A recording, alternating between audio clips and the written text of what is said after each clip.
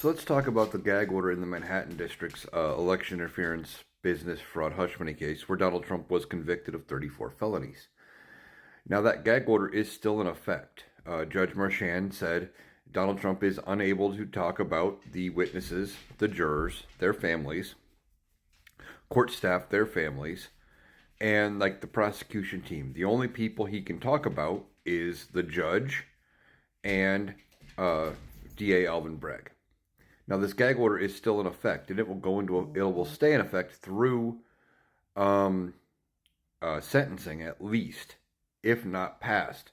And now there's probably going to be a hearing coming up.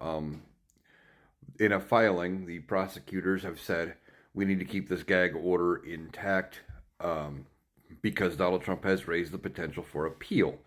And should he be successful on an appeal, there would be the potential for a retrial, and we would be back at square one with jurors and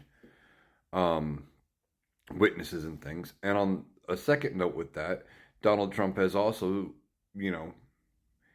basically said he wants to go after jurors, and it could make it harder to get people to be on a jury in his other trials. So, as much fun as it would be to let him violate this gag order as often as he wants, and say whatever he wants just so he pisses off the judge and maybe gets a stronger sentence, we need to keep the gag order in place.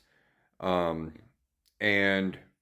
when he violates it, we need to hold him accountable. I don't think any future violations of the gag order, now that he is a convicted felon and the trial is out of the way, are going to get the same leniency that Judge Marchand has given so far. I think future violations are going to come with a steeper penalty, whether it starts with 1 or 2 days in jail per violation, or if he goes for the max, which is 30 days per violation.